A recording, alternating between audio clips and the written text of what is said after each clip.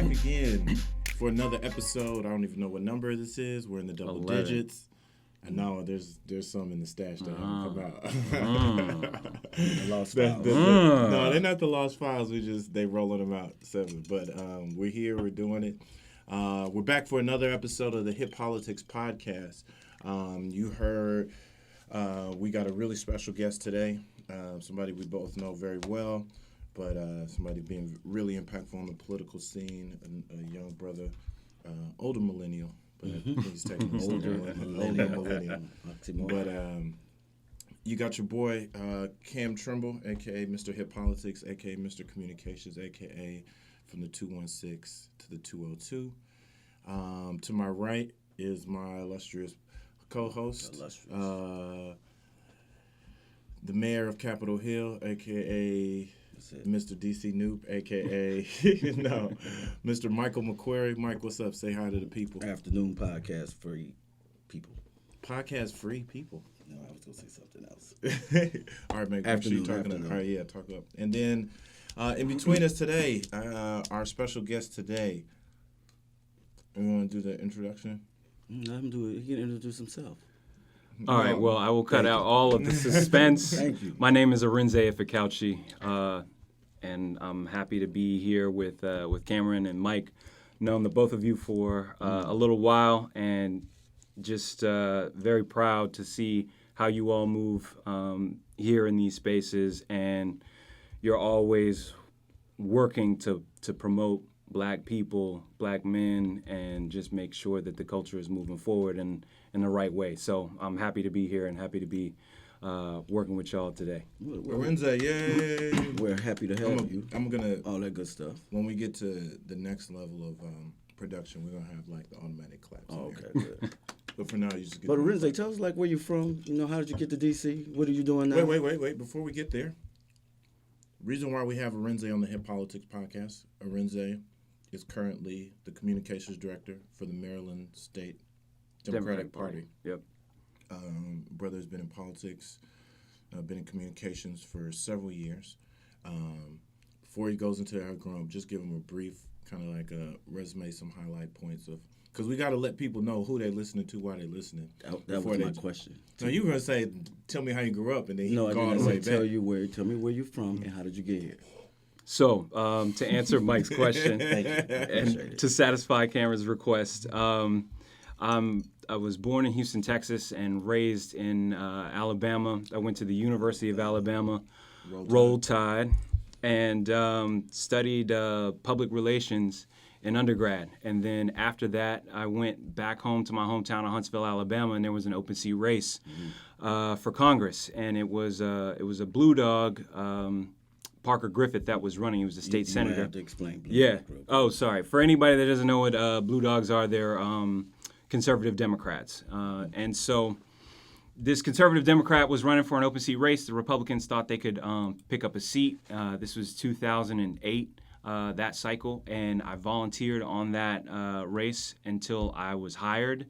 I showed up every day as a volunteer from 9 a.m. to 6 p.m. I left when the staff. I showed up when the staff showed up and left when the staff left. And I was determined to make sure that they knew I was serious, and that's how I got hired. So from there, I was the canvassing director for their field program, and so I just managed the paid canvas program. Very successful, caught the eye of the DCCC. They had invested money in that race. Like I said, the Republicans had targeted it for a pickup. And so we ended up grinding out a 3-point win, and that allowed me to come to Capitol Hill. And when I got to Capitol Hill, Mike, my fraternity brother and mentor and good friend, looked out for me and made sure I knew what was up and what was down, what was left and what was right. And I worked for 2 different members, campaigned in the 2010 cycle for an Ohio member. I did, after that, I came back to D.C. and did a campaign for Mayor Stephanie Rawlins-Blake from Baltimore, and then transitioned into city government where I managed the Office of Special Events for Baltimore City. So, Artscape, Baltimore Baltimore Marathon, some really big outdoor events, and then I was moonlighting as campaign manager for Baltimore City State's Attorney Marilyn Mosby, who was, just an unknown quantity at the time, but she had a vision for change through the criminal justice system. I had no idea that prosecutors had the sort of discretion and power that we see today. And so managed her campaign, got her elected. It was an upset win over an incumbent that outspent us. I think it was 3 or 4 to 1. And about 5 months on the job, the Freddie Gray incident happened. And wow. You were a part of that? Yeah. So for those that don't know, Freddie Gray was killed in police custody. He was standing on a corner minding his business. Some police rolled up on him. He ran away, and they took him into custody forcibly and put him in a police van with his hands cuffed behind his back. And somehow he ended up on the floor of that van. And people believe that he was given a rough ride, and that's where the driver of a police van is just taking all types of wild turns, abrupt stops, and really slamming the occupants in the back seat around in there, and it's a really dangerous practice. And so Mr. Gray was not secured and had his neck it was broken basically, and had had a severe spinal cord injury that ended up causing his death. And State's Attorney Mosby took it upon herself to investigate that independent of the police, coordinating with the sheriff's department, and then decided to file charges. And so, at the moment in which she did decide to file charges, she came into my office and let me know that she needed a speech. So I was the one that wrote the speech that she delivered on the steps of the War Memorial, helped coordinate the press conference, and the rest is history. Ooh, you brought up something. You just went through. Congratulations, and I know you keep building. That's a lot. I didn't even know all of that. But I do want. I want you to break something down. The speech writing, the speech we saw her give, versus the speech you wrote. Can you give a kind of peel back the curtain on what that process looks like? So she came into my office, knocked on the door, and was like, I kind of knew that something was up, and she was like, Arinze, I'm going to be pressing charges. And I'm like, when? She's like, in the next day or two. And she was like, I need a speech. So I was like, okay. And prior to that, we had another high-profile prosecution. It was this archbishop named Heather Cook, and she had run over a cyclist. And that was like the first premier speech that I'd written for.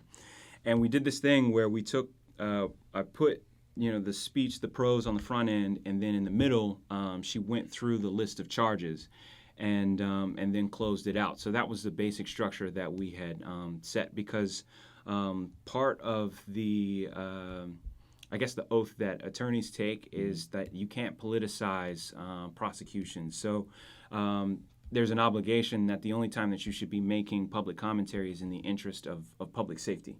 So if you're doing anything outside of that, then it could be taken as trying to influence a jury pool, the judiciary, et cetera, et cetera. So we had to be very careful about minding that. So when she came to me and said, I need this speech, my first thought was, I want to make sure that this is positioned, Freddie Gray is positioned as the victim. Because in so many cases when you see, Mike Brown and Philando Castile and so many, Alton Sterling, so many others, and especially in Mike Brown, the state's attorney or the district attorney, in Maryland they call them state's attorneys, in other jurisdictions they call them district attorneys. It's all the same thing. You're elected prosecutor or appointed prosecutor. The prosecutor in St. Louis was basically giving a defense of the actions of the officer that shot and killed Mike Brown, which is perverse when you think about it, because prosecutors are supposed to be the ones that are getting justice for victims. The victim was not the police officer. The victim was Mike Brown. And so I wanted to make sure that Freddie Gray was positioned as the victim in the speech. I wanted to make sure that that there were elements of the sort of spirit of Baltimore, the I guess the resistance of Baltimore, because we had the uprising a couple days after, a day after his funeral, and so. Wanting to acknowledge the energy, the passion, the frustration that was happening in Baltimore City, and from my perspective, I could almost forecast that if a police brutality incident had taken place in Baltimore City, you'd see a much different reaction than you would in some of the other places throughout the country because of the long history of the Panther Party, Morgan State, et cetera, et cetera. There's a lot more activism within Baltimore than some of these other places. And so I wanted to make sure that was acknowledged and captured because those people needed to be seen, felt, and heard. And just to make sure that nobody's twisting my words, is not fanning the flames or stoking any of the uprising or whatever. It's just acknowledging the legitimacy of those people's feelings and the lack of outlets to channel those feelings, I believe, is how the uprising took place in the first place. So keep going. So when I got that was the first thing. It hit me like a ton of bricks, and what I did was I put on Marvin Gaye's "What's Going On," and just put that in my earbuds. I went downstairs and just took a walk down through downtown in the Inner Harbor. And so I'm listening to what's going on, and you have what we were calling Tent City in front of City Hall. Every national news outlet was camped out in front of City Hall, which was like 2 blocks away from my office. We had National Guard troops out in front of City Hall, National Guard troops out in front of the harbor. But here's the thing, is that the National Guard was out protecting the harbor and downtown businesses, but there was no National Guard presence in West Baltimore, in Sandtown, et cetera, East Baltimore. So it was just, I just wanted to make sure that I was like soaking in that energy and sort of getting my mind in a place to capture what was happening, because how this was being announced and how this was received was going to have a huge impact on the trajectory, not only of what's happening in Baltimore City, but the trajectory of what would happen with police involved deaths and subsequent prosecutions. So I did a draft. She took a look at it. She was like, I need you to punch it up. It needs to be bigger. It needs to be more powerful. Here are some of the things that I want to do. I said, okay. I did a second draft, and that, is basically the speech that she delivered. And the evening after I submitted the first draft, there was this local talk radio at Morgan State that does like the news of the day. And his name was Sean Yos, and he had this panel, and they were talking about, they were like, well, what would happen if there was actual justice? What would happen with the what would happen with the protesters? And this panelist was like, yeah, I think that's a really interesting question. People are saying no justice, no peace, but are they going to give Marilyn Mosby enough leeway to pursue justice and provide the peace in the interim? And so that was the inspiration for a major line in the speech. Towards the end, it was like, I hear your calls of no justice, no peace.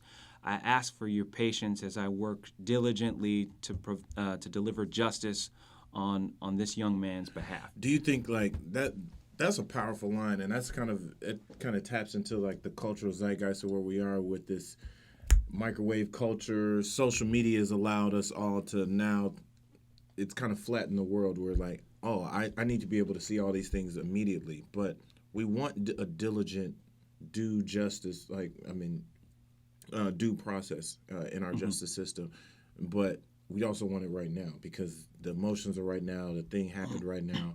I mean, court trials and investigations and evidence gathering, all these things take months, if not years, if you really want to do it right. Mm-hmm. But I'm glad you. And I'm also struck by the fact that at so many other like key crucial like emotional and racial, like when there's emotional racial tension and there's been these police brutalities or police killings or people who have been killed unjustly by the police, you go all the way back to Chicago and all these different things.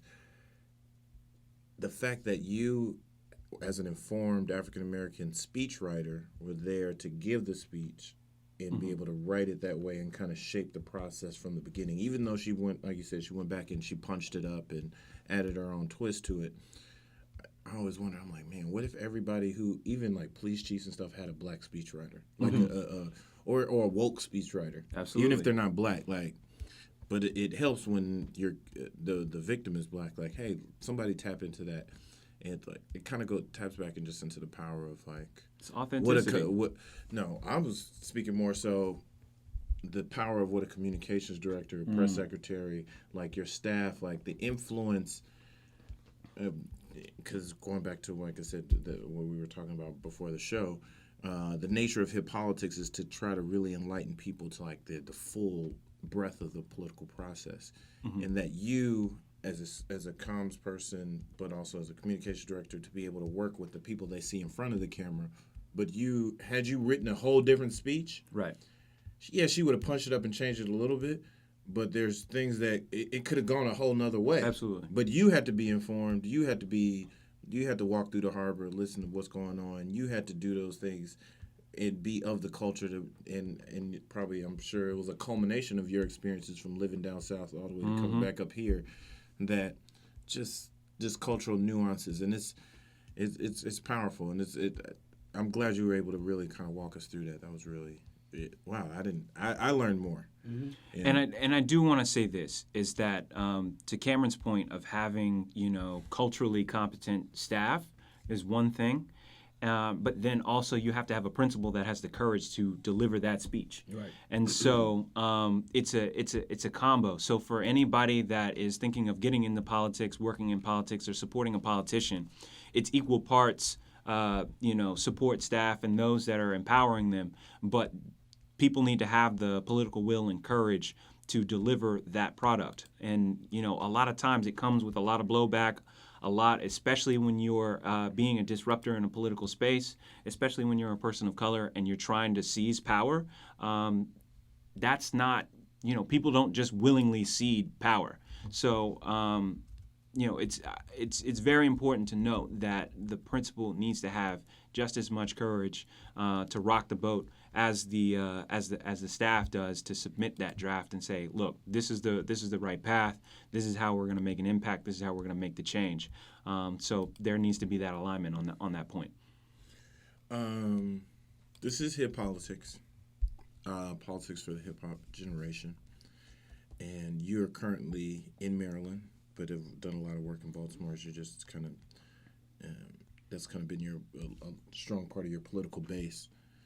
Baltimore has a rich history, like, and a rich connection to the hip hop industry. The one that's glaring to me is Baltimore is what raised one of the greatest hip hop artists of all time, Tupac. Mm-hmm. Like, that's where he went to high school. That's where he met Jada Pinkett.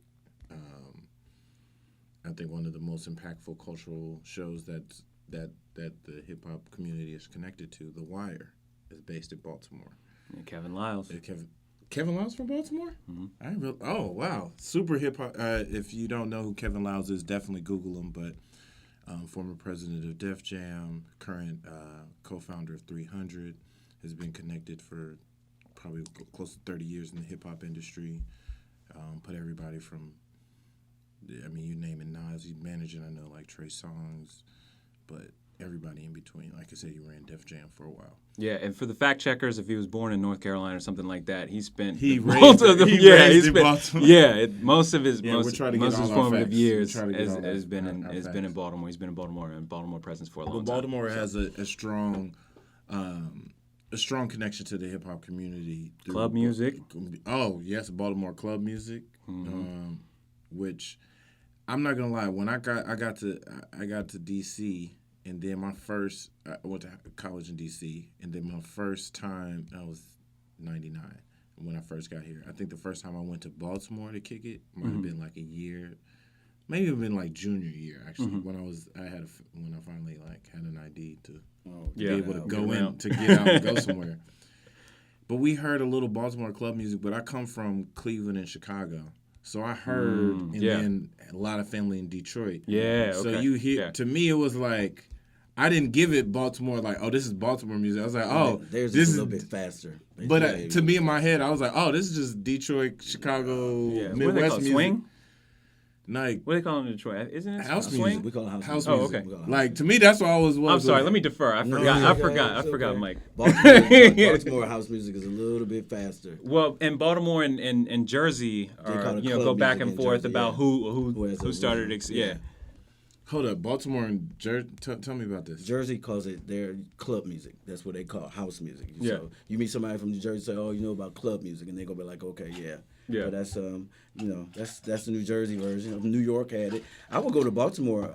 I would have a party at La Tabouche back in the day, and we would go up to Baltimore to the After Hours Club. And Baltimore, I tell people to this day that you go up 45 minutes up the road is a totally different world from DC. Absolutely. But people say the DMV, like, I was like, the DMV is everything but Baltimore. Baltimore, just like Richmond is not the DMV. Right. And those are their own. You were talking about The Wire earlier. The Wire was an excellent series because it was Baltimore through and through. Yeah. Even the season that they talked about the educational system, that was just Baltimore through and through. That's opened people's eyes to where it was going on. I tell people, you go up there, and like you say, that Inner Harbor, then you go outside of that, it's totally different world again. And I mean, you've got communities that just are completely disconnected, and you'd think they were in a different country if they left West Baltimore and went to the harbor. And Maryland, first of all, it's below the Mason-Dixon line. Technically, it's in the South, but it's the state is just so fragmented. I mean, you got Montgomery County. Yeah. Then you got Baltimore and PG County. What I like, PG County is very progressive too. They have a sister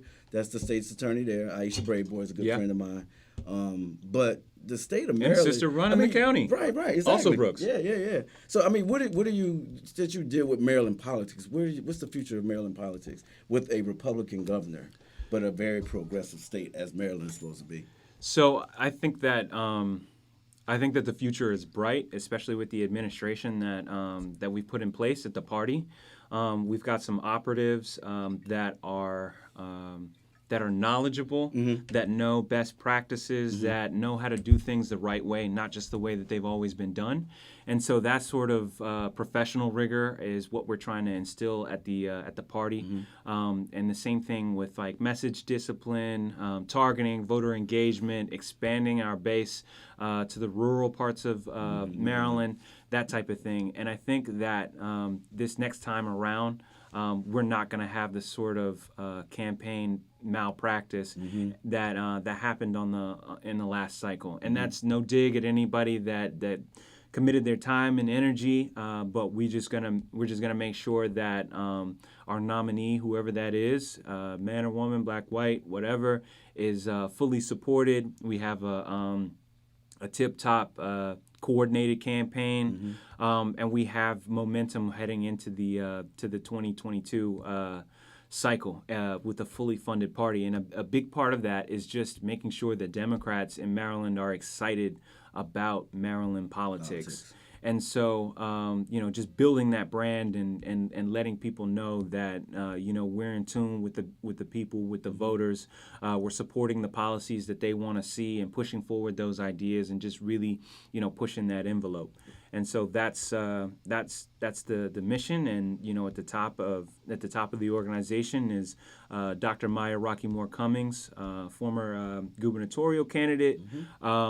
I think nearly three decades in public policy, and former Houston, chief of staff. Also, former chief of staff to Charlie Rangel. Worked on the senior aide on the Ways and Means committee. Worked very closely with Congressman Mel Watt, and then another 2 decades just for fun doing professional public policy consulting. So. And she's also, married to Chairman Elijah Cummings. And so, can you say her name again? Maya Rocky Moore Cummings. And so, there's just a whole lot of gravitas and power, know-how, and drive right now. So, We may be down now. We have somebody in the governor's mansion, but that's not going to be for long. Give us a couple more months. We're going to be rocking and rolling. And the Democrats just made some history in the state house, correct? Correct. 71. There are 71 women in the Maryland General Assembly, and we just elected first black speaker and first woman speaker. How many people are in the General Assembly? Oh, sorry, 141. So 71 women out of 141. So that's more than 50%. Yeah. It's a really impressive feat, and so to have that sort of representation is crazy, but also sort of indicative of the moment we're in right now, where women are being empowered, women are being acknowledged. Finally, that we're driving towards equity and making real, tangible strides. So to have a black woman from Baltimore County as the speaker after 100+ years of white male leadership is a real She's turning the first point. woman, First woman and first black woman. No, first black person. So first black person, And Yes. first woman, Yes. A double whammy. and first black woman. Bam, Opposite. bam, bam. Right. That's Yeah, it's real. So that's what we're looking at, and we're just trying to capture that momentum, capture that energy, and keep pushing and building on the 2018 cycle where we saw gains in the Maryland General Assembly, and we saw Democrats nationally take back the House, and so. We want to pick off a couple senators in the next cycle, and we want to put a Democratic president back in the White House, and as you two I think will agree, just get back to regular order. so. Question: we're a nonpartisan podcast, technically. No, I just found we're that out. no, I was kidding. No, we're because I think some of the things when people listen to media and how powerful the different mediums and media has gotten these days, people just assume, oh, you're Democrat, you're Republican, you're in this camp, you're in that camp. And yes, I vote Democrat 95% of the time. I don't, and I guess due to our two-party system, which I think needs to change, but I'm a Democrat. I'm probably an independent-leaning Democrat, but I'm still a Democrat. But I do want to take that step back now as we have so many young people and people who just have way more information, and they're coming into the political process and understanding how powerful it is. But, why do I have to get down with the Democrats or the Republicans? Can you speak, being a representative of one of the more powerful states in the union, of their political party, speak to why it's specific that people kind of get in line with the Democratic Party, and what are some of the values or what are some of the things that the Democratic Party versus the Republican Party, or versus having no party, but why the advantage of hey, don't just be involved, you should be involved with us. Mm-hmm. Are you talking about everybody in general or black people?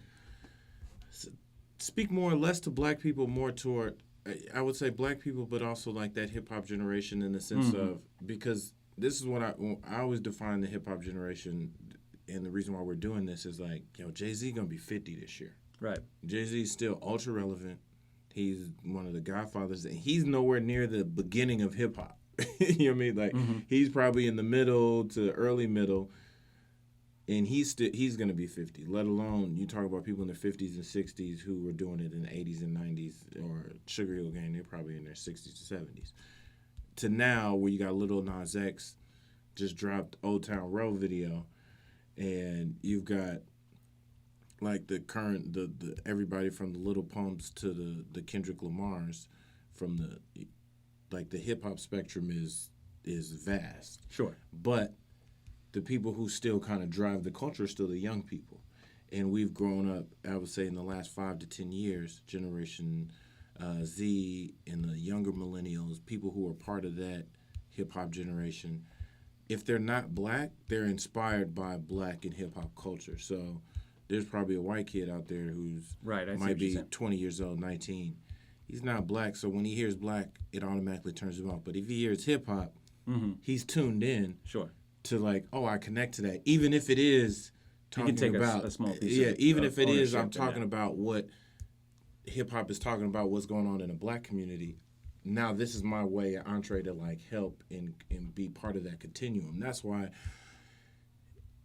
a lot of hip hop is still kind of mirrors the black struggle, but hip hop is bigger than that. But my Latino brothers who are in hip hop still care about the black experience. Right. My white brothers and sisters who are in hip hop still care about the black experience because that's the genesis of what this is, that driving force.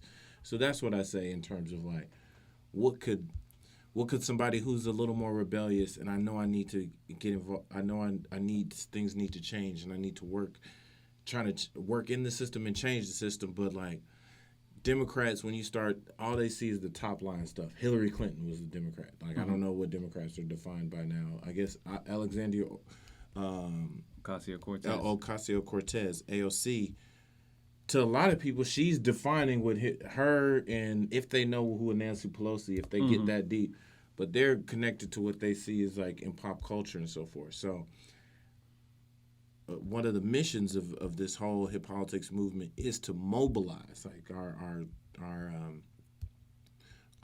what's still called, like our subtitle to hip politics is mobilizing the political power of the hip hop community. Gotcha. So they want to mobilize and they want to do something, and the Democratic Party, to me, I know this, is a great vehicle to mobilize things. You can be a Democrat and not agree to everything, but ultimately, this is the party that the values that most align to what we're trying to push. So talk to that. Okay, so that's a lot to unpack. Right. but like, no. Where's the question But at there, bro? I get Simplify the get- question for the listeners. Please tell a listener now why they need to be involved, why it's advantageous to be involved with the Democratic Party and the Democratic goals in there. Got you. So yeah, my sales pitch is as simple as, I'm sure everybody on social media has seen the news coming out of, unfortunately, my home state of Alabama. The senators that were responsible for pushing through that awful abortion ban. It's all old white men, and if you were really plugged in, you would have seen what had gone viral was a very passionate objection from a black state senator when they were trying to pass the bill without actually having senators go on the record. They wanted to do it as a voice vote, and so that went viral. And then he was followed by a very measured and composed black woman, Senator Vivian Figures, who explained that Democrats had followed procedure, and although she acknowledged that they didn't have the votes to stop this awful policy from moving forward, the least they could do was follow regular order and put their votes on the record.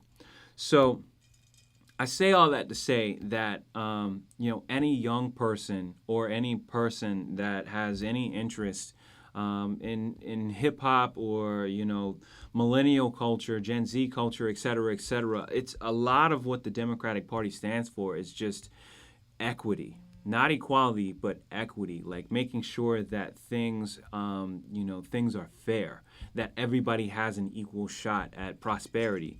And that everybody is acknowledged. Inclusion is a big piece of the core of democratic politics.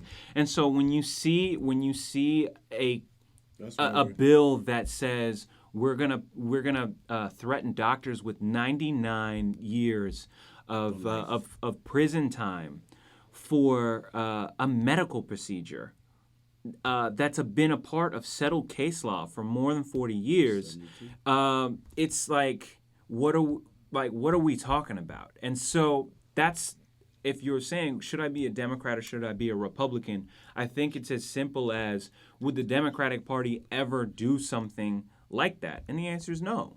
And so I always like to also offer solutions, and so that's important. So having access to equitable access to healthcare, whether you have a great paying job or whether you don't, whether you're whether you're an hourly employee, whether you're salaried, you can make sure that your doctor bills are paid, and that you can make sure that when you get pregnant and you want to deliver, that the delivery costs and prenatal health care is covered.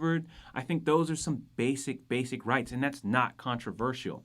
So if you want to get into the weeds about tax policy and whether or not corporations should be getting this tax percentage versus that, okay, fine. But we're talking about some very, very core basic issues.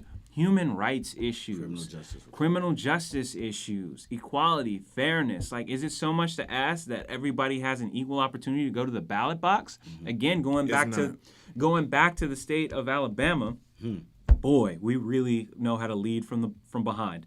They basically shut down all of the voter registration area in the Black Belt, and so you would have to get there's no public transportation in any of these places, so you'd have to catch a ride 20, 30 miles to go register to vote. And they were purging the voter rolls. So if you just so happen to get bumped because you hadn't updated your voter card or your registration, you'd have to hitch a ride. Now, speak to what that is, because that's a classic voter suppression tactic in the sense. And I learned about this maybe about 10 years ago now when I worked on Capitol Hill in Dallas for Eddie Bernice Johnson, and that's when I really got to understand that they've done a calculation essentially that fewer voters mean it skews my power, because they know the larger the pool, they know the sentiment is essentially anti-Republican, because there's only two parties. Even if you're quote unquote an independent out there, you're still one of these two parties. So these are the two parties who are kind of running the political spectrum. And Republicans realize, hey, we're almost outvoted, and we're outpolled on damn near every issue we go up against. But if we suppress, they have a higher percentage of turnout. Their turnout gets there, and then it kind of tips the scale. So, how do I make fewer and fewer people vote? And it's when people always hear, purging voter rolls, what is that? Because I think it feeds into the skepticism. Definitely, I would say even in the hip-hop community, you hear so many people who talk about, man, my vote doesn't count. My vote's not going to mean anything. And then they hear about people being purged for, you didn't have the right ID, or I've moved, so now where I'm registered, I haven't got my ID matched up, but it's still me, my Social Security is there, but the IDs, all these technical things, or like you said, putting an undue burden. If I gotta go 20 miles to vote, what the fuck I'm going? Yeah, I'm not going out there. Yeah, and let me say something that a lot of people haven't even thought about or considered, and I'm going to take off my Democratic Party communications director hat and just put on my Black political power hat. There we go. Right? That's what I wanted to hear. So, and again, this is not something that I'm endorsing Maryland voters do, et cetera, et cetera. Here's a hypothetical situation. If you take a look at the Latinx population, especially in places like Florida and Texas, their votes are not to be taken for granted. Both parties spend significant resources communicating with the Latinx population to capture their vote. They have recognized that they enjoy a certain amount of cachet with the amount of voters that they can bring to the table. And so when you ask what's the path to victory for a person like George Bush, having those huge Latinx numbers in Texas and in Florida was a big piece of his winning strategy and his coalition. It also takes into consideration the cultural beliefs, ideas, and norms of the Latinx population, a large majority of which are Catholic. And so that makes them, theoretically, social conservatives. Right. And so if you let's extrapolate that out to blacks living in Mississippi, blacks living in Texas, blacks living in Alabama and Georgia, North Carolina, et cetera, South Carolina.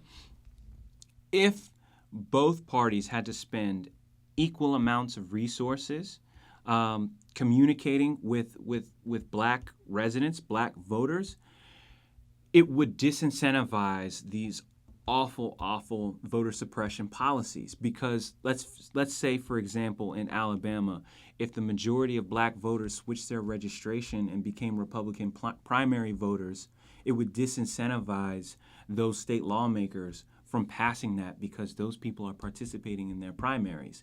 And I would argue primaries, yeah, that's the key. I would argue that would push those people back to the center, and so you couldn't get somebody like a Steve King saying, "Oh, we got to have security of white babies." You're blah, saying blah, blah, blah, blah. we should get a bunch more black and Latinos to register as Republicans so they can weigh in on that early process. What I'm saying is that and then vote Democratic. What I am saying is this. What I am saying is this, because I think it is important to acknowledge, as three black men sitting here, the realities of black cultural norms.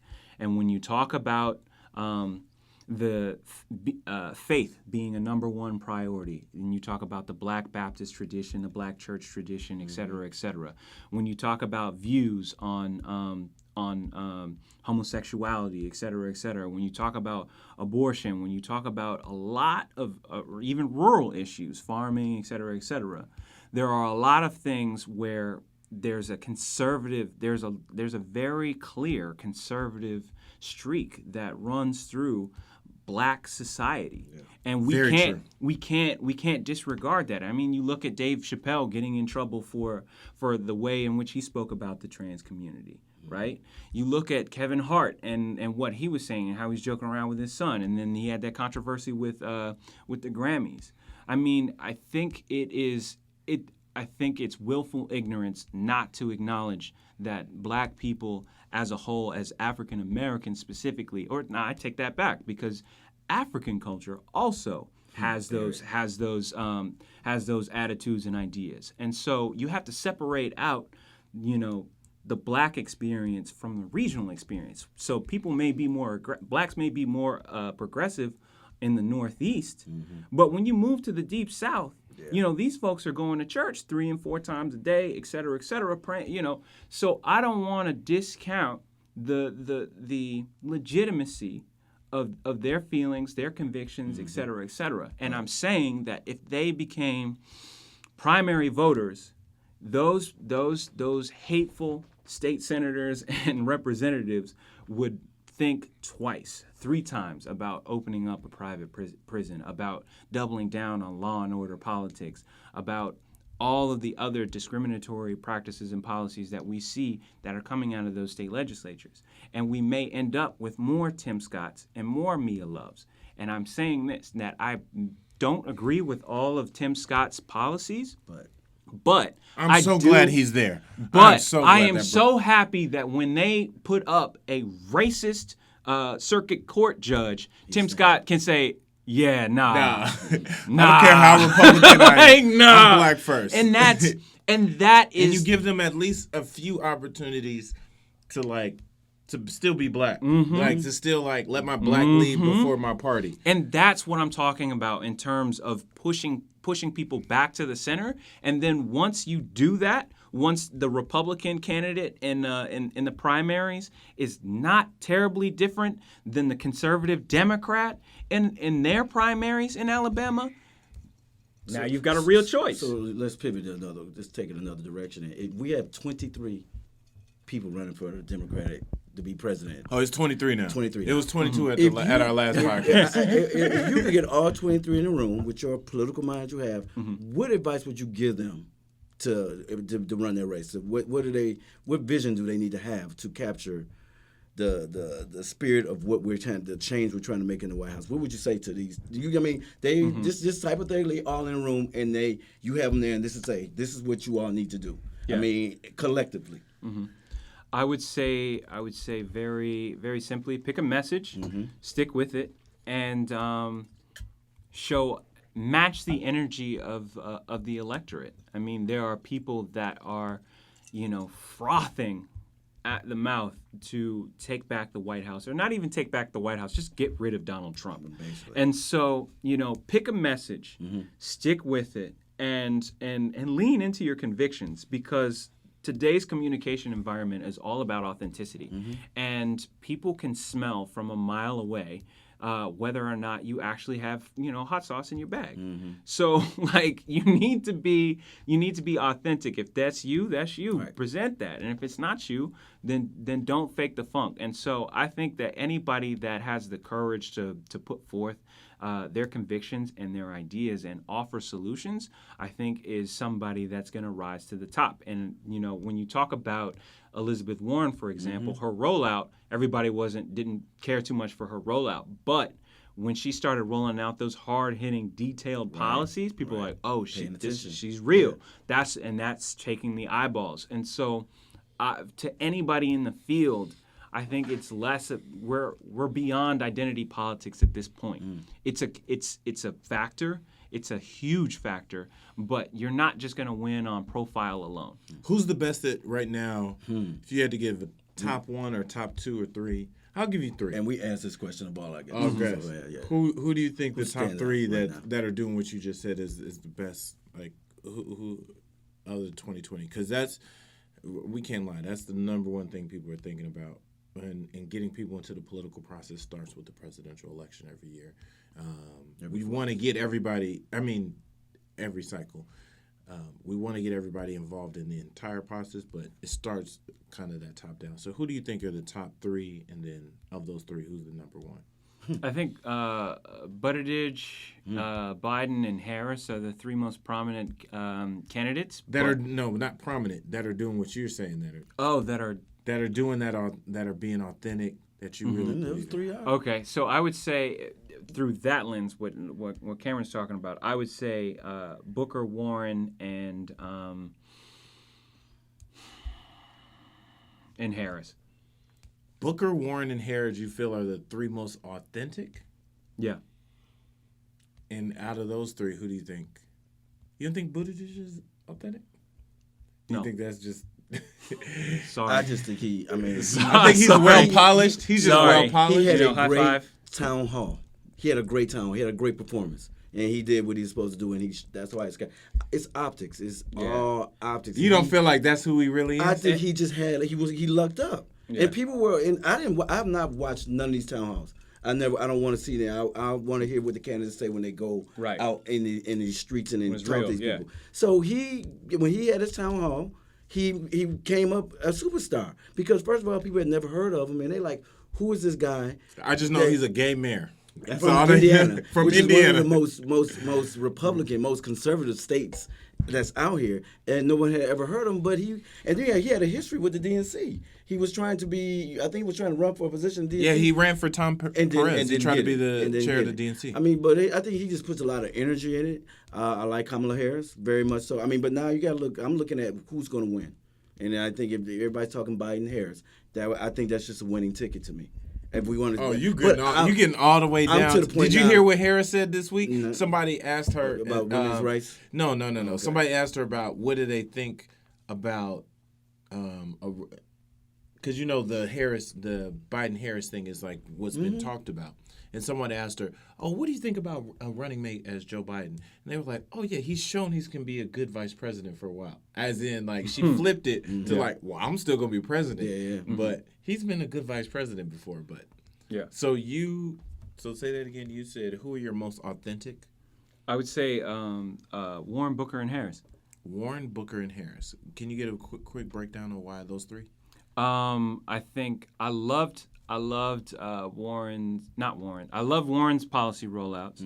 I liked Cory Booker's announcement. I like his positioning. You liked his announcement? Talk about that. Yeah.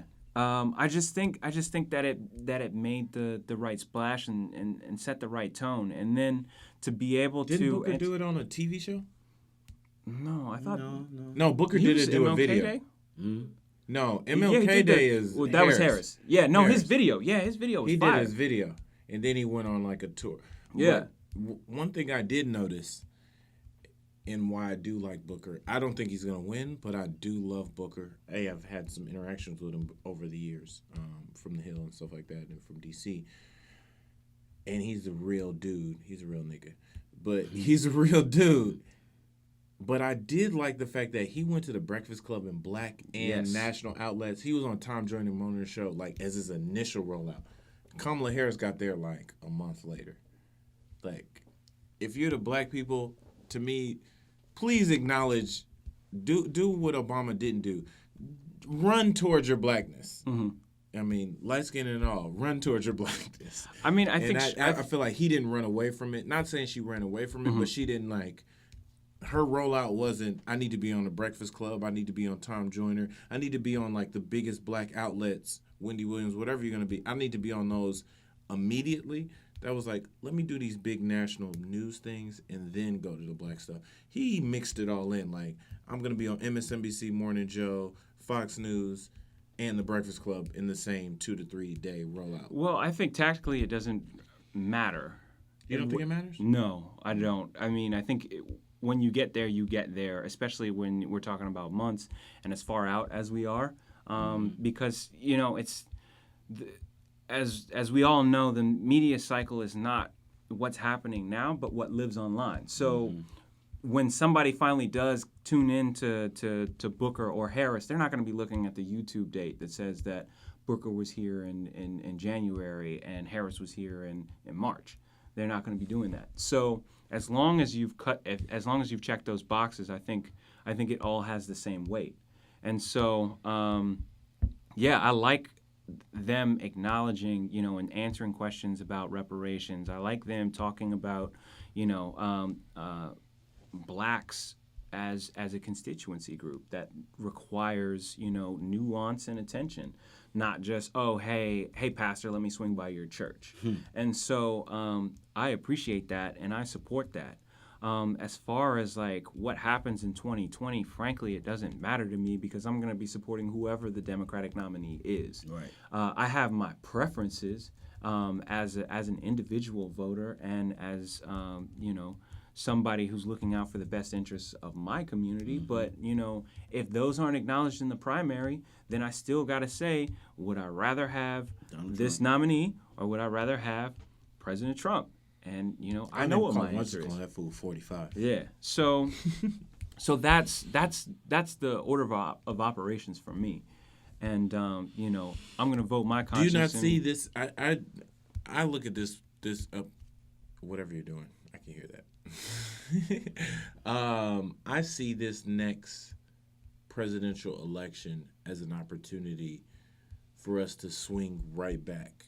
Like, Trump came in, he rode on the wave of like, hey, you want change, you want all these things, and he realized maybe something a lot of other people don't realize. Once I'm in it, you're not gonna go through all these long, drawn out court proceedings and ways to like make it look bad. Like, the fact that he doesn't give a fuck has allowed him to push through the media scrutiny in the 24-hour cycle. Like, people have been pressured by public opinion.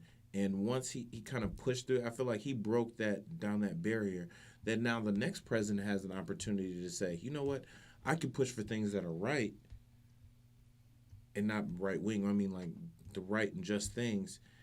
And even if I get a little pushback and it's the talk of the day or it's a polling of the day, I can push through that to really get accomplished what I want to get accomplished. Because at the end of the day, he's packing these courts, he's changing these laws, he's stripping the power out of any executive orders that were done by Obama.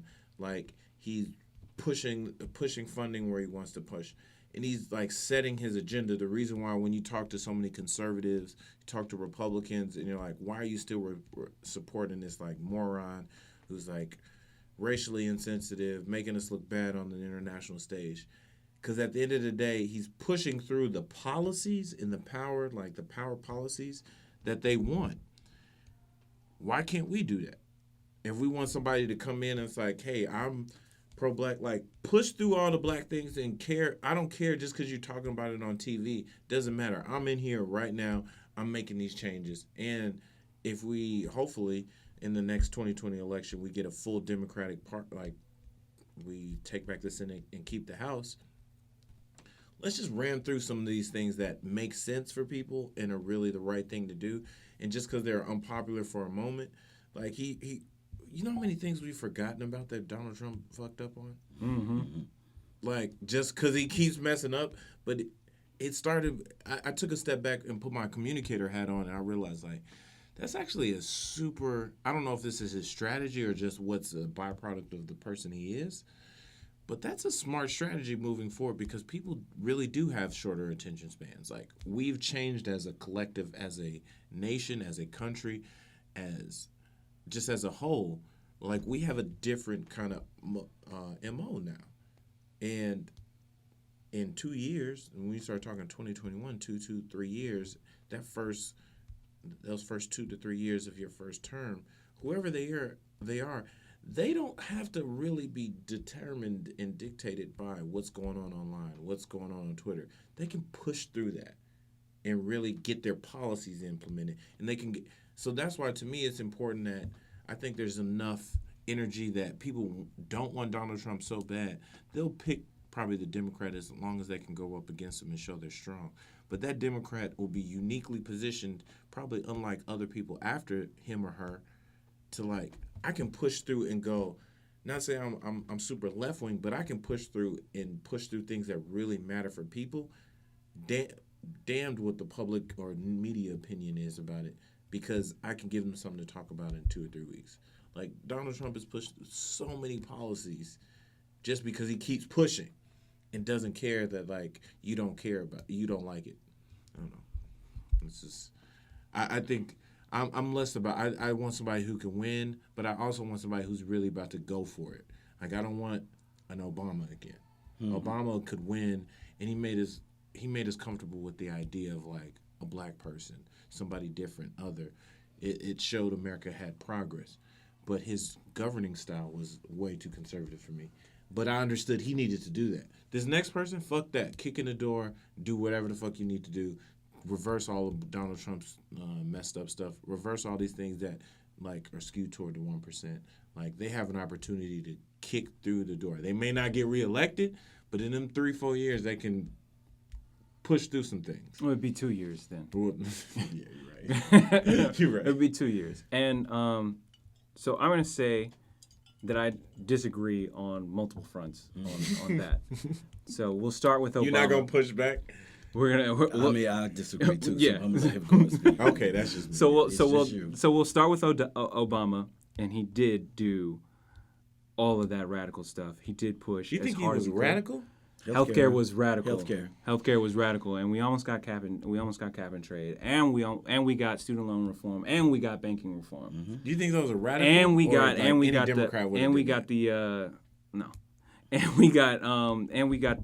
what's the bailout?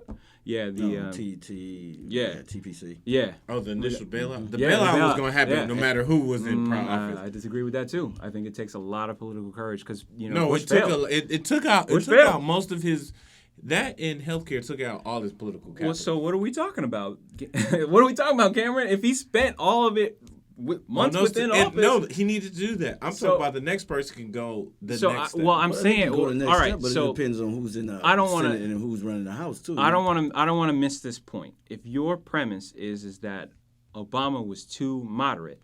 Not too moderate, but you can also acknowledge he was what he needed that to be. He spent all of his political capital on some very high price, big ticket items that have long been sought after by the Democratic Party.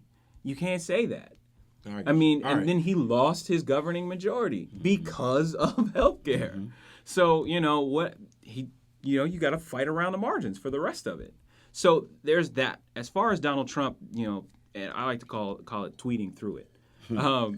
Donald Trump can tweet through anything because his brand and his brand positioning it's bedrock. He's been saying, I'm the man, I do what I want, I do it how I want since the 80s. Yeah. And that is what allows him to survive all of these things that other people can.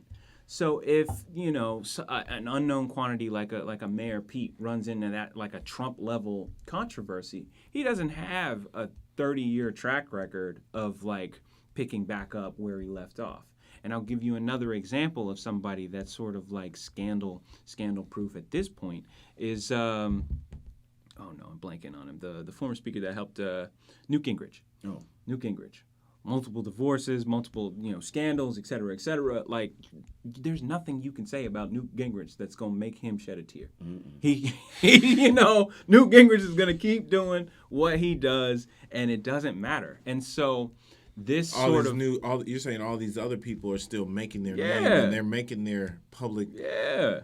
So what they do matters to them more than what it matters to them. Absolutely. Donald Trump's been saying and doing wild stuff and being larger than life and da-da-da-da for a generation. He told people in his campaign what he was going to do. He told you, this is what I'm going to do, and he's doing it. Now people will be like, I can't believe he's doing this. He told you this when he was running for president of what he was going to do. And I also would challenge the premise that Donald Trump is actually pushing policy and making things happen.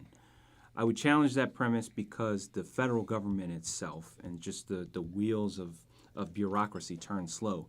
And I think they're turning even slower for him. And so there may be a lot of things that he says and a lot of things that he may talk about, but the actual implications and implementation of those wishes are being stymied at every turn. So yeah, I'll give you the trade war. Yeah, I'll give you tax policy, but that wasn't actually his policy. That was Speaker Ryan's policy. I can't give you the judges because that's obviously Mitch McConnell's doing. So when we talk about the Muslim they're basically using him as a conduit to get the things he that can they've take already all won. of the arrows and exactly and it deflects it from all of them because they're the smart Republicans in the room. Like, hey, we can use him. He can be our fall guy. People can hate him, and once he moves on, whether it's in 4 or 8 years, he still got us a lot of the things we wanted.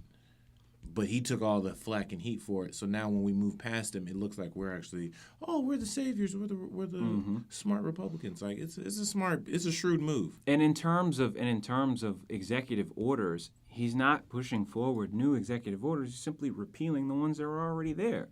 So he's literally grabbing Obama's playbook, looking at it, and saying, "I'm going to tear this page out, and I'm going to tear that page out, and I'm going to tear." So prior to Obama issuing that executive order, that's where the status quo was. So, when you talk about the damage that he's doing, I would say that it's actually mitigated to what really could be done if there was an effective, leader in the White House. Just the same way that Dick Cheney obviously was pushing a lot of diabolical policy on the U.S. And the same way that I think if Mike Pence were empowered and somehow became president, that you would see some real deal, permanent bedrock changes that we couldn't undo. And so, Donald Trump makes us look bad on a global stage. Yes, he does. But, I'm looking at the policies, the legacy. He doesn't. There's no Donald Trump healthcare. There's nothing. There's no equivalent. There's no lasting policy that will stand around. Correct. That'll have it bear his name. That will fight either for or against moving forward. And people will talk about the judges, but again, that's just not Trump. That is McConnell, which started with stealing Merrick Garland's seat. So that's all McConnell. That pisses me off. That's all McConnell. That pisses me off. So I can't give him credit Mitch for that. McConnell needs to be the number one target to get out of office. It's Kentucky, though. No, he almost. Do you realize? Almost, but it's Kentucky. My uncle is part of the Kentucky State Democratic Party. He's been a delegate and held leadership position there. And we had a talk maybe about 6-7 months ago, like right around before Thanksgiving time when I saw him. And he was telling me, like, wow, like Kentucky is way more democratic than you realize. But the money and like the national narrative has kept it making you feel like, oh, this is super, because they've had democratic governors. Which is obviously a statewide position, so that means there's enough Democrats to elect a Democratic governor. So obviously this is a state that can lean Democrat. But with Mitch McConnell winning, like I read a story not too long ago, he's already poured millions of dollars into Oppo research against his prospective opponents on the other side. He's a smart guy. He sees the super long game. Yeah, devastatingly effective. Devastatingly effective. I don't have a great transition for this, but I did want to talk because like we're coming up on an hour. This is about an hour show. We don't have a set time, but I do want to get into some hip hop. Okay. I do want to get. I know you listen to some. You listen to hip hop. You're a fan. Correct? Yes, and to Mike's point from last time, rap is different than hip hop. Thank you. Not sure what was going on there. Hold up, I know you know, but y'all. Yes, rap. I think is y'all different kind of than lost hip- your way. I think y'all kind of lost your way all on right, that because see, it was pretty so clear to what me you what he guys was heard. saying. What you guys heard on the recorded podcast was like there was a 20-minute. There's a good 15 to 20 minutes leading into that. It's not. Yes, rap is a part of the hip hop culture. Hip hop is the overarching biggest umbrella. Agreed. Rap is a art form under the hip hop Agreed. culture umbrella. Period. But what came first? Rap Came first, and hip hop. But So you hip said- hop as a term in what it had to be defined. It had to happen to be defined. It Yeah. doesn't say, "Hey, we're going to start out in the '70s and like we're going to create hip hop culture." No, I'm just breakdancing or I'm just DJing and I'm finding a new way to DJ. Then over time you realize, oh, all these things fed into one thing and they were one big thing, like breakdancing and Coolie High and all these '80s movies and like the New York scene and like how that was seen and like kind of spread seeds around the country, like fed into the same thing that the music fed into and sparked other people, other parts of the country to feed into. Like it's all part of the umbrella. So rap came first as a term and as an idea because I could identify you rap, you breakdance, you DJ. I didn't realize, oh, all this is hip hop until later. So hip hop was when the first person rapped, they were doing hip hop, or they were doing the origins of hip hop. That's neither here nor there. But I did want to talk to one question we asked all our guests. We got to get you on the record. Top 5, dead or alive. Who is your top 5? Your top 5 favorite. We're gonna make this clear. Hip hop artists. This doesn't have to be top rappers. Yeah. But who's your top 5 in hip hop? Dead or alive? Okay. All right. I'm gonna make a couple things clear. One, Jay-Z is the best to ever do it. He's number 1. Dead or alive. Don't care who founded, who started, yada, yada, yada, lyricist ability, impact, however you want to slice this pie. Jay-Z's number 1. Then I'll give you Tupac and Biggie. So that's 3. Why will you give me those? Because I feel like we're getting to a place where people will just give you that. Like, I'll give you Tupac and Biggie again for so I think skill and like quality of music, that's Biggie. Impact is all Pac. So that's and then you have the East Coast West Coast dynamic because those two were sort of the poles for generations worth of classic music coming behind them. So far, 3 of our 5 are in line. Okay. So who are your next 2? Okay, and then this is where it gets hard. It doesn't get hard for me. It does not get hard for me. 3 stacks. Andre 3000. Period. Of Outkast. Period. He does not get the credit and love that he deserves. And I'm gonna go back to impact. I'm gonna go back to trailblazing. I'm gonna go back to skill. He did trailblaze. He's there. And the type of rap, type of songs, and then his fashion, not even the look. The look is essential to like if I would because even in his first albums he was just a regular nigga from East Atlanta. He was still a little and he was still blowing people's minds. But had Braves jersey on and jeans. I'm saying had Outkast stopped after Southern Playalistic Cadillac Music, they wouldn't be who they are. They needed to do all those other albums. Southern Cadillac like their first album was impactful and game changing. But to be who they are, they needed to get all the way to Speaker Box Love Blow. The fact that Rosa Parks, Bombs Over Baghdad, Sorry, Miss Jackson, his look, AT Aliens, that continuum from their first album through Speakerboxx Love Below.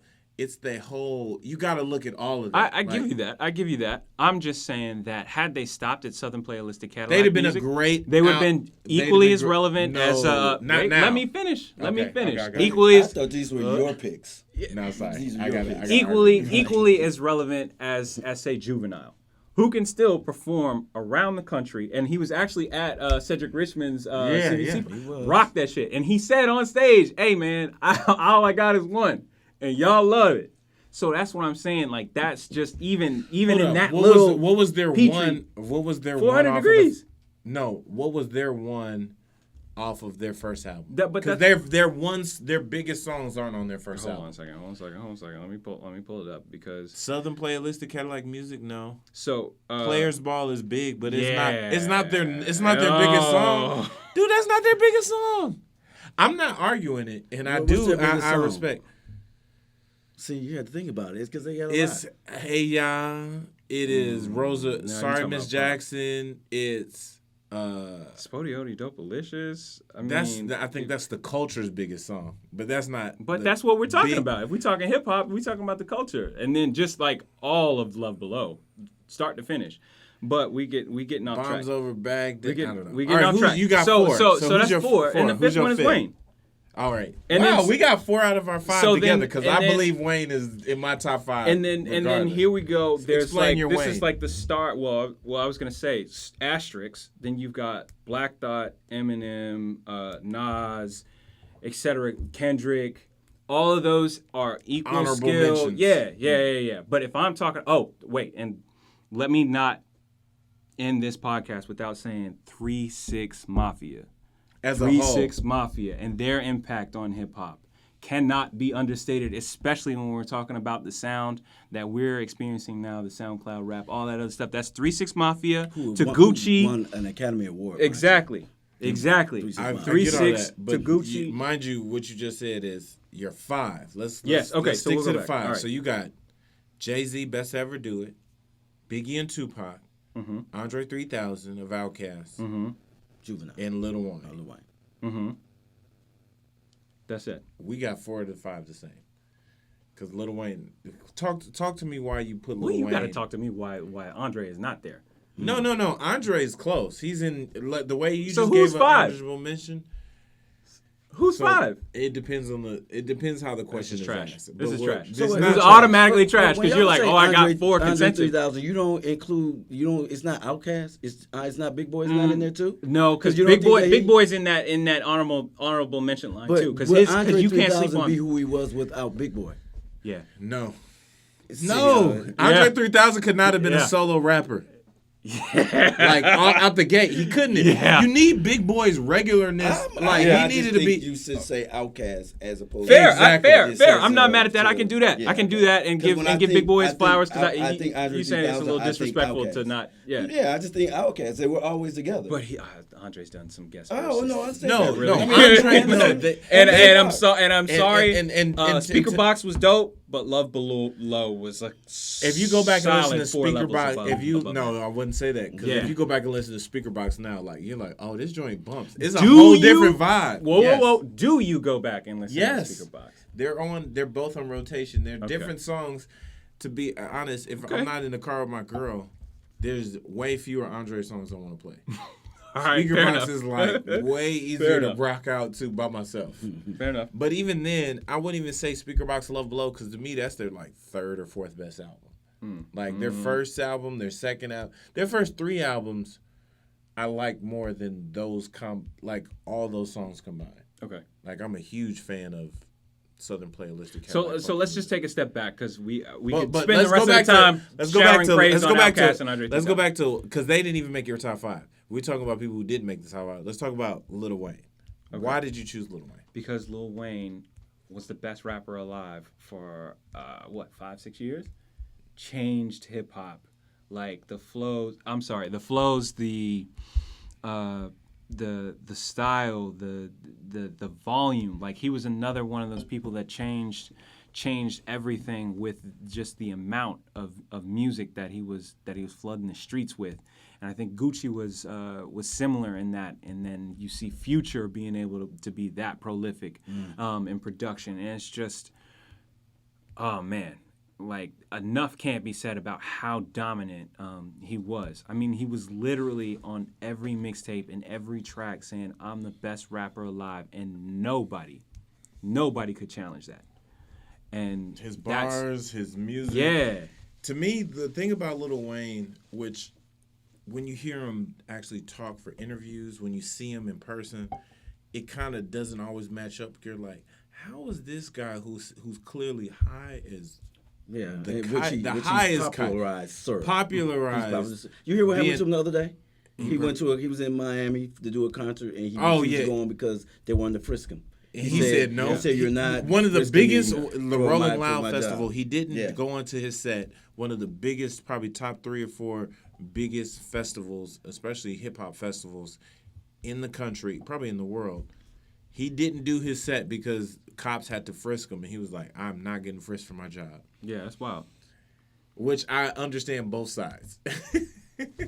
So I mean, I will say to you, and I'm going to ask you this question, to Lil Wayne's point.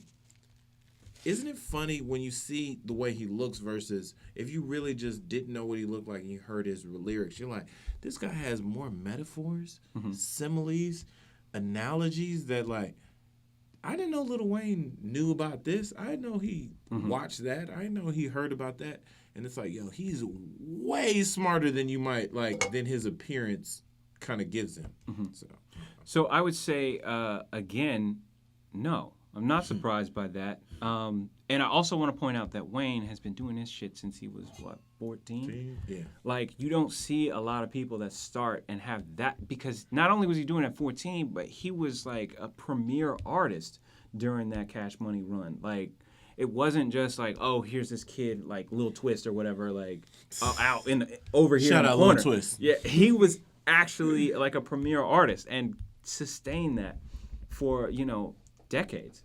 And so when you ask, oh, does a sort of like rock star appearance and like the face piercings and the tattoos and the colored dreads and all that other stuff, does that shock me? No. I mean, he started it, and now you can draw a direct line to a Lil Pump, to Tekashi 6ix9ine, whose career is now over, Tentacion, Trippie Redd, Lil Peep, Lil Pump, like all of these rappers, these quote SoundCloud rappers, quote mumble rappers, there's a direct line to Wayne.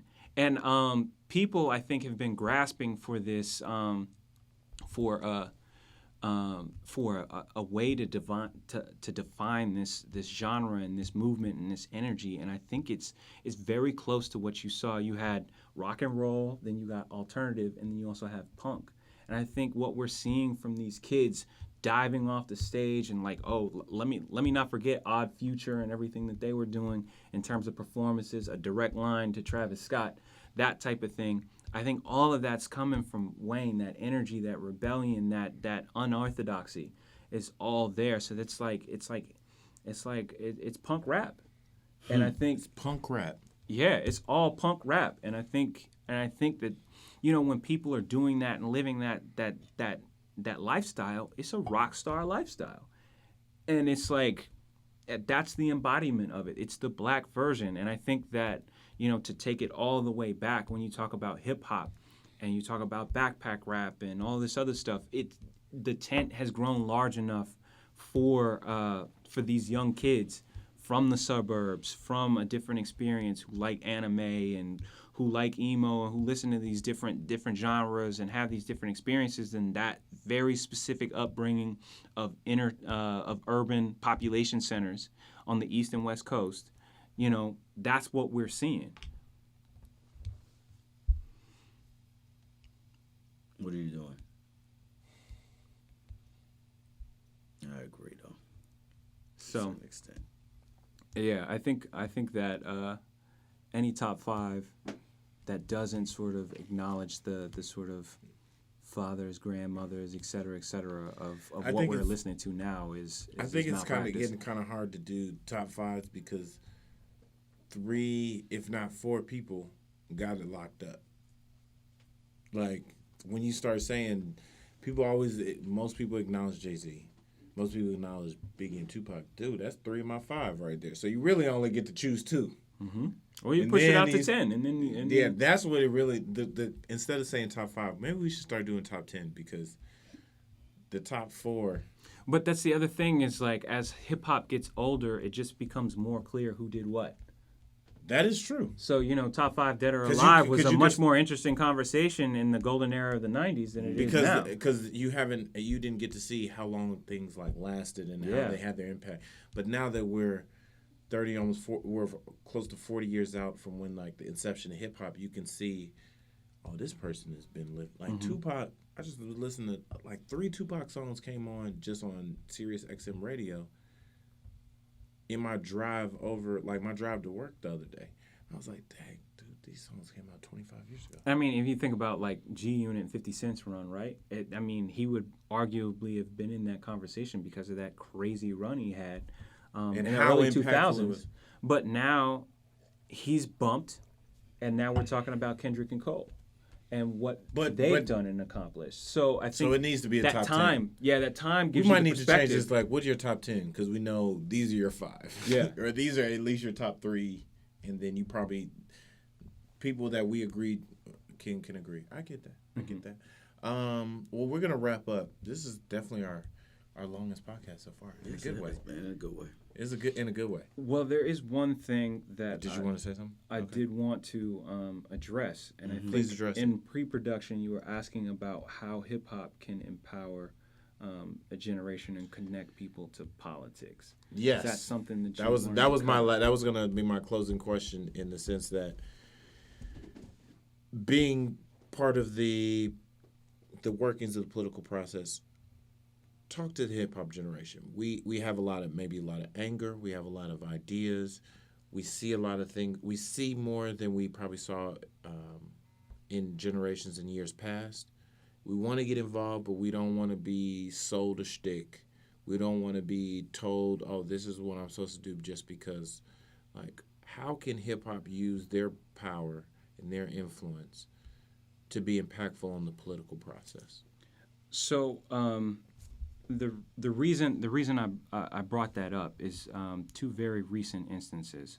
One, you have Bob Kraft teaming up with Meek Mill on the criminal justice project. reform. Yeah, that project. That's an example of leveraging. Executive director is Van Jones. Mm-hmm. Also involved like Michael Rubin, co-owner of the 76ers. Jay-Z is part of that. Yeah. So that's huge. The other thing that I think is most central to this question is I think it was an interview between Bob Johnson and Roland Martin, and I think it was just before either the 16 or the 18 election cycle, and they were talking about how they could leverage black political power. And at the end of the interview, Bob Johnson was like, "Yo, I'm serious. I'm willing to put some money into this. I'm willing to get behind it. I just need to figure out who the connections are, and we can get it done. We'll talk offline." And there was this real sense that these 2 gentlemen, with their incredibly large platforms and undue amount of resources, could come together and create some real change. And I thought to myself, if these 2 brothers had my phone number, we could make it shake. And it's like the point that I want to drive home, especially with the position that I'm in, the position that you're in, and the position that Mike is in, is that there is a class of fully developed, highly professional, and just ultra talented and capable black political professionals.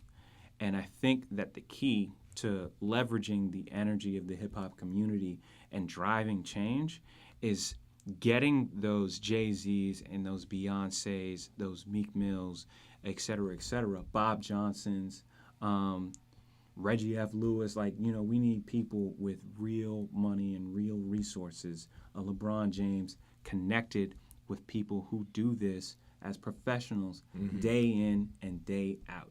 If they don't know us and they're not aware that there are people of color, there are men and women that are doing the things that they want to achieve, then they can't make that connection. They'll hire somebody that doesn't look like you and me to do it, and it doesn't get done right. And so I think the biggest piece of this puzzle is making sure that, you know, a wealthier generation, the hip hop luminaries, the people with the resources and the leverage to Magic Johnson, another one, to make real change through direct investment and support. They just need to be collected. They just need to be connected with the Wakinia,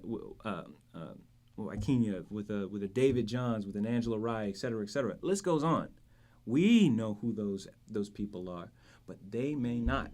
And if we can get that, then we'll start to build stronger black institutions, more political power, et cetera, et cetera. And then those people that get empowered can then directly impact the everyday lives of people of color. Powerful. Wow. Good way to end. Good way to end. Bob Johnson, Roland Martin, holla at your boy. We got the keys. We know who you need to talk to. We know you know people who need to talk to, but like you said, connecting the money and the influence to the streets and people who influence, because that's essentially what you just talked about. People who've been able to come through, make an impact, make their name. They're still connected, but it's just natural. The bigger you get, the more I have to be disconnected from the minutia, the day to day. But we understand that's where people still live in that day to day. So, I mean, you look at the Indivisible Project and the Town Hall Project as two direct examples of people wanting to do something and simply not knowing what the levels of power. Exactly. And it's as simple as somebody getting and creating a wiki page and saying, if you call your congressional representative, make sure that your area code matches the district that they represent. Otherwise, it's going to be ignored because they only care about their constituents. That shined a light bulb for all of the activists in California that are calling Kentucky members. You know, you're not going to make an impact that way. The Town Hall Project, yes, you have the ability to go to a public forum and demand accountability from your elected representatives. And that's just a simple shining a light on the political process and how specifically it works. And so if there are well-resourced people of color that say, how can I impact my community?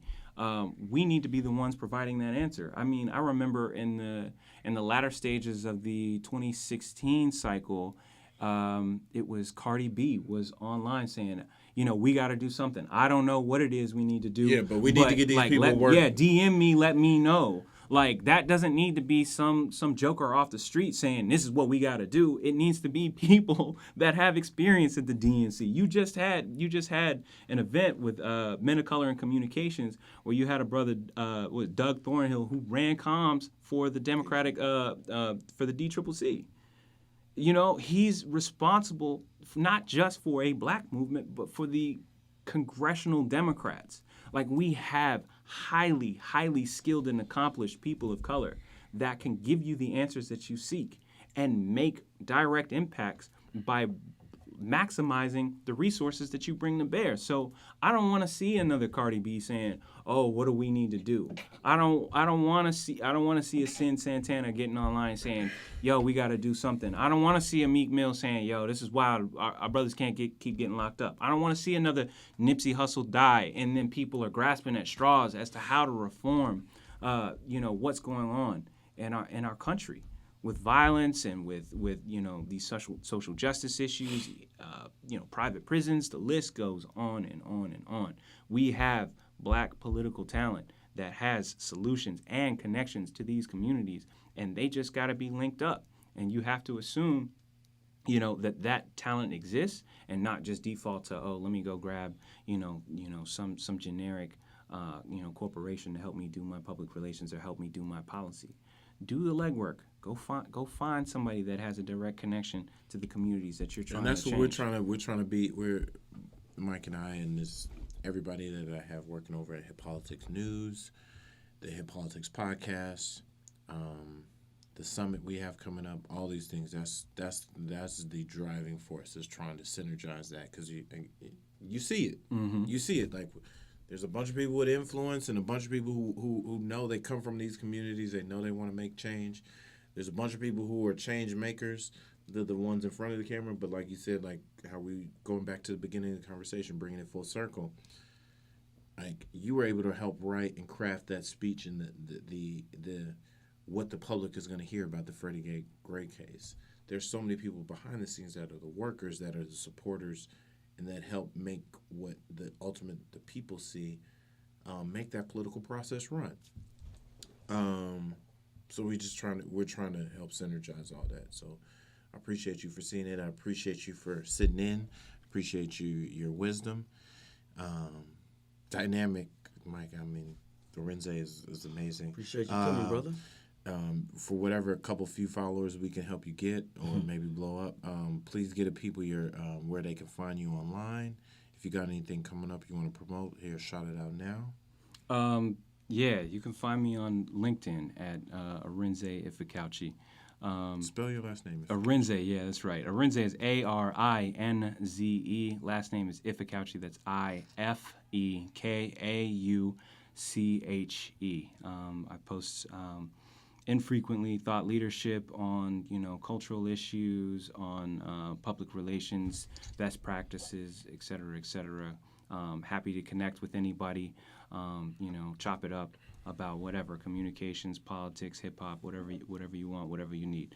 I think that's the best place to reach me. Okay. And Mike, I got something to announce. You might have seen it because I tagged you. We got a new Instagram. It's finally we're still under the Hip Politics News and the Hip Politics umbrella, so you can see all of our postings there. But Hip Politics Podcast, all one word, is the new Instagram, and Hip Politics Podcast on Twitter. So that's where you're going to see specifically our thoughts just on the podcast. The news is is the overarching umbrella. So they do news of the day and a bunch of other stuff in addition to pumping up the podcast. But we can get a little more editorialized and a little more specific. So follow us up at Hip Politics Podcast on IG and Twitter. It's been a great day. I'm not really pumping anything. I'm about to go on vacation, so I can't wait for this 1 week off to truly clear my mind. Come back refreshed. Let's do it. Mike, what you got coming up? Anything? I'm headed down to Atlanta for my nephew's graduation. He's going to Savannah State. It's just like he was born yesterday, and now he's graduating from high school, getting ready to go to college. So I'm going to be with family for the next couple of days myself. But we'll come back. I'll be rejuvenated, too. Probably a couple more pounds heavier because they feed me well in Georgia. Roll Tide. Yeah, exactly. They feed me well down there. So till next week, thank you for coming, though. Thank you, Arinze. We appreciate you having it on the podcast. This is another episode of Hip Politics Podcast. Check us out on Hip Politics News, Hip Politics Podcast, like I said, on all the socials. And we're out. Peace. Shorty, you the no filter. IG pic, no filter. You could get the no filter. I'ma tell her how it is, no filter. Shorty, you the no filter. IG pic, no filter. You could get the no filter. I'ma tell her how it is, no filter. I know you ain't come here long. Nah. I seen about 50, 11 bad bitches walking inside with you.